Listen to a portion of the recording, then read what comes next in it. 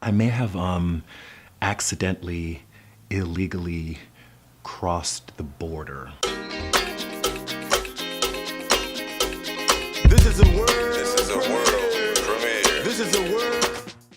So hey, Reg here, and welcome to another Wednesday Hump Day rant. You guys may have noticed that I changed the schedule up a little bit. Gonna simplify the schedule, simplifying the schedule. So you guys are gonna be getting something from the organizers for beginner series. You're also going to be getting the regular Wednesday Hump Day rant. You'll be getting an update on Fridays. And finally, you'll be getting the live stream on Sundays at 11 a.m. Eastern Standard Time. So you guys may have noticed that we haven't been doing convertibles. And that's mostly because Ethan has been pretty much vegan. He's not, I don't think, necessarily the healthiest of all vegans. He's been eating a lot of junk food, but there was an incident.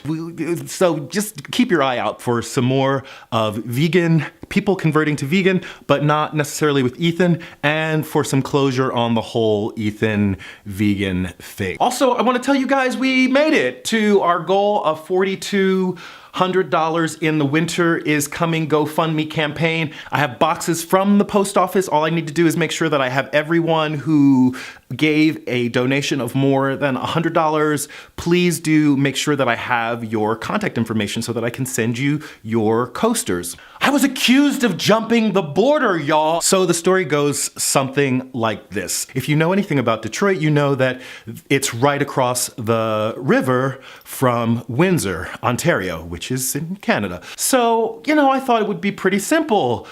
Someone from the U.S. wanting to just be a tourist for a day and cross into Canada and see what was going on in Windsor. Slow your roll. The first problem was getting into Windsor. I was asked just a lot of questions. I think the fact that I didn't have, very clear plans, it seemed very upsetting to the customs agent for someone to be coming from the United States into Canada for no reason other than a day of leisure. That kind of put a damper on the day for me. I wasn't really that interested in staying in Canada. Not that I have anything against Windsor. It's a perfectly fine city. The restaurant, they didn't quite get what it was to be vegan. They, served me these really small portions of shaved carrot on a couple of tortillas. It was not a very satisfying meal, and I was pretty hungry and pretty crabby. And so right after the meal, I was ready to kind of head back into Detroit. I was ready to just, really complain about how difficult it was getting into Canada to the customs agents on the way in, feeling like, they'd have a good laugh and say, oh, those Canadians, they're too whatever it is that they are. And of course, I'm a US citizen and I'm not worried about just, going home, especially since I live about 10 minutes from the tunnel. Slow your roll again. So the first problem was when I get to the booth, there's a line where you're supposed to wait behind a line until the car ahead of you is finished. And I did that. The car ahead of me drove off and there was a yellow barrier that was down that kept me from being able to go ahead to the booth. So I, crept a little bit forward in the car just so I could see if there was someone there. Nothing.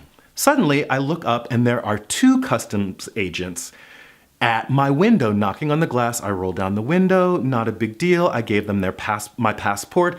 They asked me a lot of questions that felt a little invasive. I was explaining to them that I had gone into Windsor for the day, to have a day of tourism.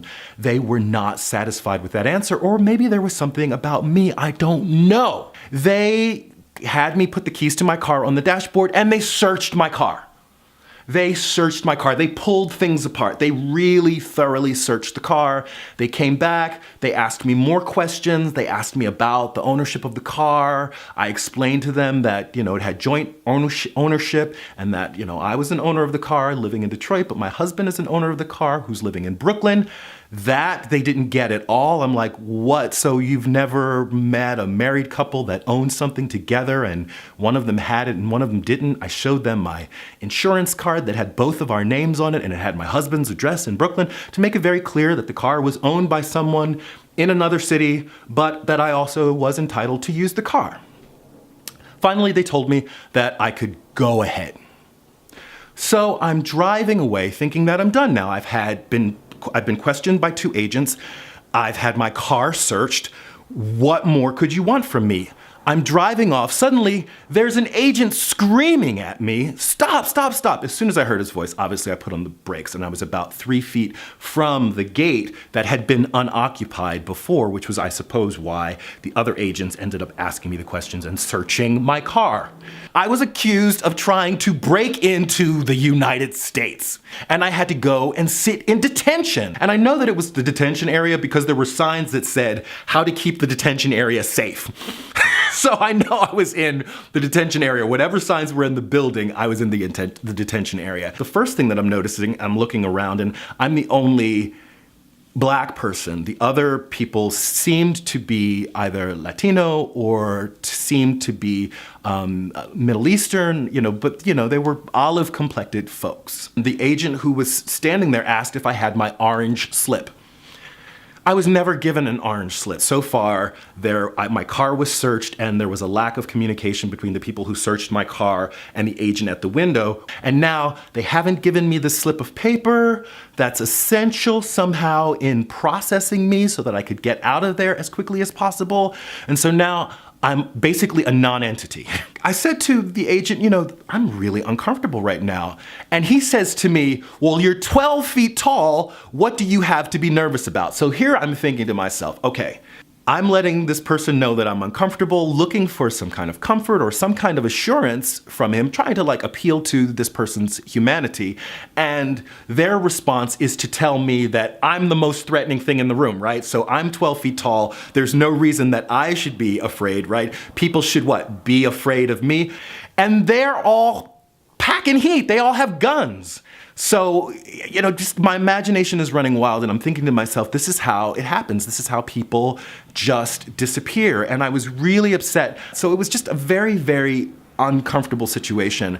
The most uncomfortable part of it, though, were the questions that I was being asked. My homosexuality, the fact that I'm in a same-sex marriage, the fact that I'm an artist, that my employment isn't the same as most people's employments, about all the things that it is clear that they don't understand and that there's no way I'm going to get them to understand. And so the response they're getting from me is that it's making me uncomfortable. So now they're talking to an uncomfortable person.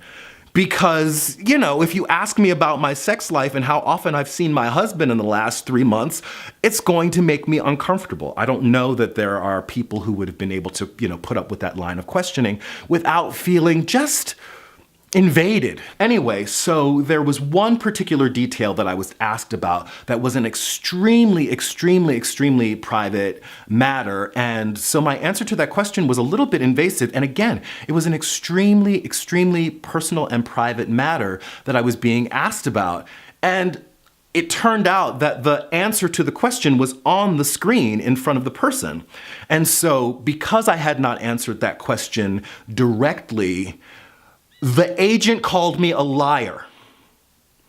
So now it's just an openly hostile situation where I have been physically had my body taken, had my car taken from me, put into a place with no explanation about why I was being placed there and how long I was going to be placed there. And it made it just very clear to me that I don't own my own body in the United States. And this is something that is a reality that people of color live with all the time. We're constantly having people putting their hands on us. I've had more people put their hands on me legally.